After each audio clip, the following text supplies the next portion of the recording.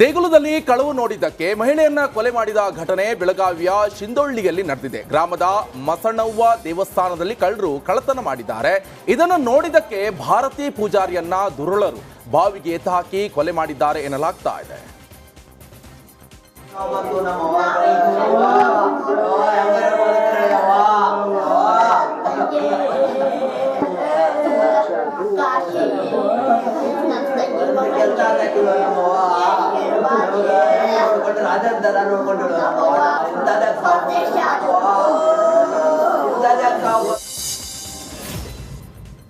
ಬೆಳಗಾವಿಯ ದೇಗುಲದಲ್ಲಿ ಕಳವು ನೋಡಿದ್ದಕ್ಕೆ ಮಹಿಳೆ ಕೊಲೆ ಕೇಸ್ ಸಂಬಂಧ ಮೃತ ಭಾರತಿ ಕುಟುಂಬಸ್ಥರ ಆಕ್ರಂದನ ಮುಗಿಲು ಮುಟ್ಟಿತ್ತು. ಇನ್ನು ಸ್ಥಳೀಯರೇ ಕಳ್ಳತನ ಮಾಡಿ ಈ ಕೃತ್ಯ ನಡೆಸಿದ್ದಾರೆ ಅಂತ ಮೃತಳ ಕುಟುಂಬಸ್ಥರು ಗಂಭೀರವಾದಂಥ ಆರೋಪ ಮಾಡಿದ್ದಾರೆ. ಮನೆಯ ದನಗಳ ಸಗಣಿ ಎಸೆಯಲು ಮಹಿಳೆ ಬಂದಿದ್ರು. ಆಗ ಮನೆಯ ಪಕ್ಕದಲ್ಲಿದ್ದ ದೇಗುಲದ ಆಭರಣವನ್ನ ಕಳ್ಳರು ಕಳ್ಳತನ ಮಾಡ್ತಾ ಇದ್ರು. ಇದನ್ನು ನೋಡಿದ ಭಾರತಿಯನ್ನ ಹೊತ್ತೊಯ್ದು ಬಾವಿಗೆ ಎಸೆದು ಕೊಲೆ ಮಾಡಿದ್ದಾರೆ ಅಂತ ಹೇಳಲಾಗ್ತಾ ಇದೆ. 5 ಗಂಟೆಗೆ ಹೇಳ್ತಾರೆ ದಿವಸ, ಡೈಲಿ 5 ಗಂಟೆಗೆ ಹೇಳ್ತಾರೆ ರೀ. ಅವ್ರು ಶಗ್ನ ಅದ, ಅವ್ರ ಕೆಲಸ ಇದ್ದಿದ್ದೆಲ್ಲ ರೀ, ಡೈಲಿ ರೂಟೀನ್ ಕೆಲಸ ಎಲ್ಲ ಮಾಡ್ತಾರೆ ರೀ. ಅವ್ರು ಶಗ್ನ ತೆಗಿಯೋದ್ರಿ, ಅಡುಗೆ ಮಾಡೋದ್ರಿ, ಎಲ್ಲ ಮಾಡ್ತೀವಿ. ಇವತ್ತು 5 ಗಂಟೆಗೆ ಎದ್ದು ಶಗನ ತೆಗದಾರ್ರಿ. ಆಮೇಲೆ ಬಂದು ನೋಡ್ಕೊಳ್ಳಿ ಅಂದ್ರೆ ಅದು ಬುಟ್ಟಿ ಇಲ್ಲೇ ಬಿದ್ದೈತಿ. ಕುಡಿದ ಮತ್ತಿನಲ್ಲಿ ಅಟ್ಟಹಾಸ ಮೆರೆಯುತ್ತಿದ್ದ ಅಳಿಯನಿಗೆ ನಡು ರಸ್ತೆಯಲ್ಲಿ ಅತ್ತೆ ಗೂಸಾ ಕೊಟ್ಟ ಘಟನೆ ಬೆಳಗಾವಿಯ ಶಿಂದೊಳ್ಳಿ ಕ್ರಾಸ್ ಬಳಿ ನಡೆದಿದೆ. ಬೇದಿಯಲ್ಲಿ ತರಾಡುತ್ತಿದ್ದನ್ನ ಮನೆಗೆ ಕರೆದುಕೊಂಡು ಹೋಗಲು ಪತ್ನಿ ಅತ್ತೆ ಹರಸಾಹಸ ಪಟ್ಟಿದ್ದಾರೆ. ಈ ವೇಳೆ ಅಳಿಯನ ಹುಚ್ಚಾಟ ಜಾಸ್ತಿ ಆಗಿದ್ದಕ್ಕೆ ಕೆರಳಿರುವಂತಹ ಅತ್ತೆ ಆತನಿಗೆ ಕಪಾಳ ಮೋಕ್ಷ ಮಾಡಿ ಹಿಗ್ಗಾಮುಗ್ಗಾ ಥಳಿಸಿದ್ದಾರೆ. ಹಿಗ್ಗಾಮುಗ್ಗಾ ಥಳಿಸಿರುವಂತಹ ದೃಶ್ಯ ಕೂಡ ಸರಿಯಾಗಿದೆ.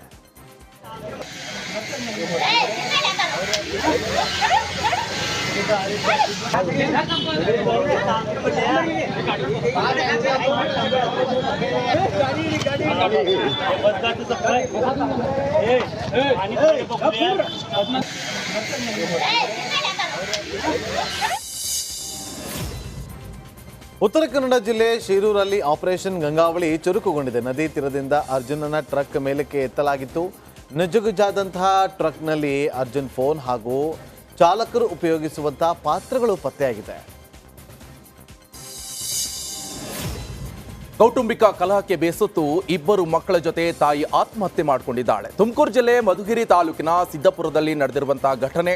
ಮಕ್ಕಳ ಜೊತೆಗೆ ಕೆರೆಗೆ ಹಾರಿ ಆತ್ಮಹತ್ಯೆ ಮಾಡಿಕೊಂಡಿದ್ದಾಳೆ. ಗಂಡನ ಕಿರುಕುಳಕ್ಕೆ ಬೇಸತ್ತು ಆತ್ಮಹತ್ಯೆ ಮಾಡಿಕೊಂಡಿದ್ದಾರೆ ಎನ್ನುವಂಥ ಆರೋಪ ಕೂಡ ಕೇಳಿ ಬರ್ತಾ ಇದೆ.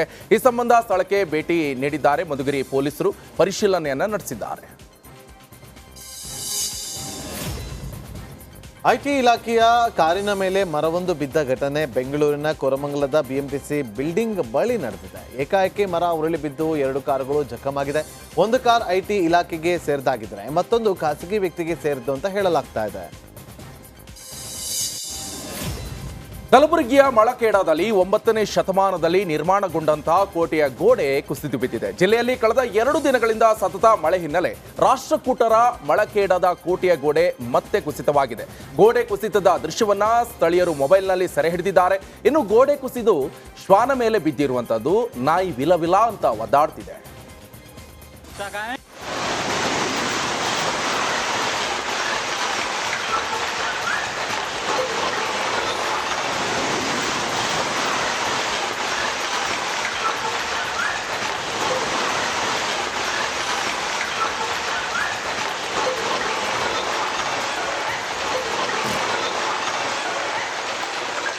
कुत्ता कहाँ है? अरे बाप.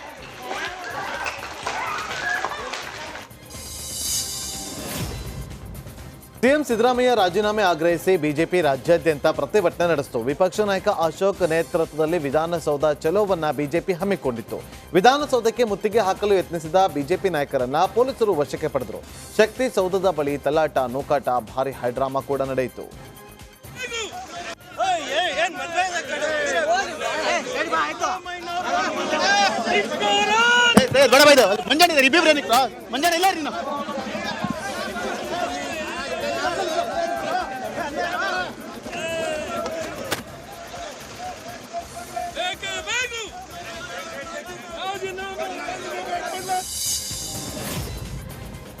ಇನ್ನು ಸಿಎಂ ಸ್ಥಾನಕ್ಕೆ ರಾಜೀನಾಮೆ ನೀಡಲ್ಲ ಅಂತ ಸಿದ್ದರಾಮಯ್ಯ ಸ್ಪಷ್ಟಪಡಿಸಿದ್ದಾರೆ. ನಾನು ತಪ್ಪೇ ಮಾಡಿಲ್ಲ, ಹೀಗಾಗಿ ರಾಜೀನಾಮೆ ನೀಡೋ ಪ್ರಶ್ನೆ ಇಲ್ಲ ಅಂತ ಬೆಂಗಳೂರಿನಲ್ಲಿ ಹೇಳೋ ಮೂಲಕ ವಿಪಕ್ಷಗಳಿಗೆ ಸಿಎಂ ಸಿದ್ದರಾಮಯ್ಯ ಕೌಂಟರ್ ನೀಡಿದ್ದಾರೆ.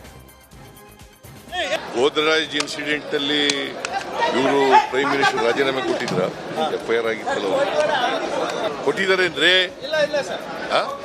ಮತ್ತೆ ಈಗ ಅವ್ರಿಗೆ ಮುಜುಗರ ಆಗಲ್ವ ಅವ್ರಿಗೆ ನಾನು ರಾಜೀನಾಮೆ ಕೊಡಲ್ಲ.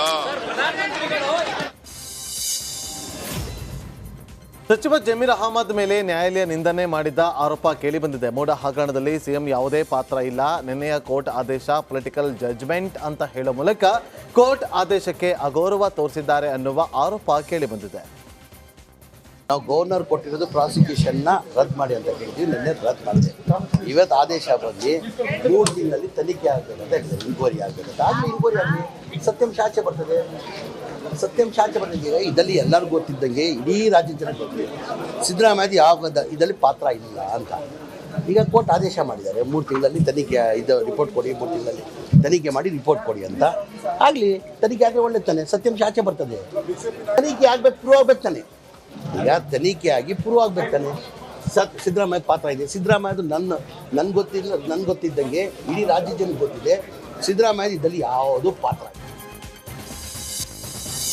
ಉತ್ತರ ಪ್ರದೇಶದ ಬಿಜೆಪಿ ಒಬಿಸಿ ಘಟಕದ ಕಾರ್ಯಕರ್ತರು ಗಾಜಿಪುರ್ ಗಡಿಯಲ್ಲಿ ಭಾರೀ ಹೈಡ್ರಾಮಾ ನಡೆಸಿದ್ರು. ಒಬಿಸಿ ಮೀಸಲಾತಿ ಸಂಬಂಧ ಅಮೆರಿಕದಲ್ಲಿ ರಾಹುಲ್ ಗಾಂಧಿ ನೀಡಿರುವಂತಹ ವಿವಾದಿತ ಹೇಳಿಕೆಯನ್ನು ಖಂಡಿಸಿ ದೆಹಲಿ ರಾಹುಲ್ ಗಾಂಧಿ ನಿವಾಸಕ್ಕೆ ಮುತ್ತಿಗೆ ಹಾಕಲು ಬಿಜೆಪಿ ಒಬಿಸಿ ಘಟಕ ಮುಂದಾಗಿತ್ತು. ಆದರೆ ದೆಹಲಿಯ ಗಾಜಿಪುರ್ ಗಡಿಯಲ್ಲಿ ಪ್ರತಿಭಟನಾಕಾರರನ್ನ ಬ್ಯಾರಿಕೇಡ್ ಹಾಕಿ ಪೊಲೀಸರು ತಡೆ ಹಿಡಿದಿದ್ದಾರೆ. ಆಗ ಪ್ರತಿಭಟನಾಕಾರರು ಬ್ಯಾರಿಕೇಡ್ ಮೇಲೆ ಹತ್ತಿ ಹೈಡ್ರಾಮಾ ನಡೆಸಿದ್ದಾರೆ.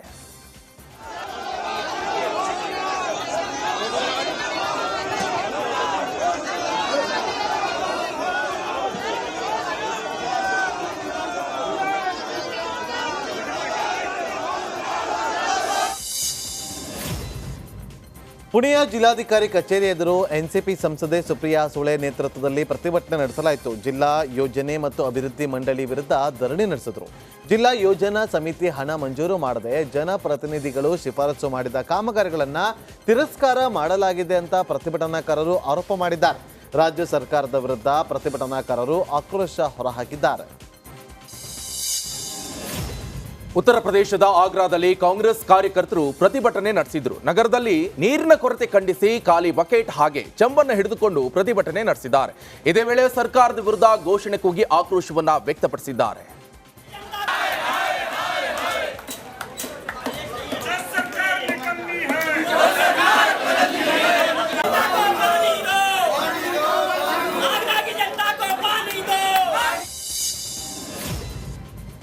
ತಮಿಳುನಾಡಿನ ಶಿವಕಾಶಿಯಲ್ಲಿ ಭೀಕರ ಬೆಂಕಿ ಅವಘಡ ಸಂಭವಿಸಿದೆ. ಪಟಾಕಿ ಗೋದಾಮಿನಲ್ಲಿ ಬೆಂಕಿಯ ಕೆನಾಲಿಗೆ ಹೊತ್ತಿ ಹುರಿದಿತ್ತು. ಅದೃಷ್ಟವಶಾತ್ ಈ ದುರಂತದಲ್ಲಿ ಯಾವುದೇ ಪ್ರಾಣಹಾನಿ ಸಂಭವಿಸಿಲ್ಲ ಅಂತ ಪೊಲೀಸರು ತಿಳಿಸಿದ್ದಾರೆ.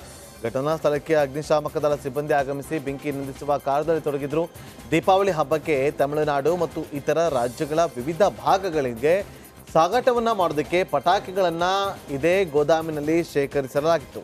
ಶಿವಕಾಶಿ ಪೊಲೀಸರು ಪ್ರಕರಣ ದಾಖಲು ಮಾಡಿಕೊಂಡು ತನಿಖೆಯನ್ನು ಮುಂದುವರೆಸಿದ್ದಾರೆ.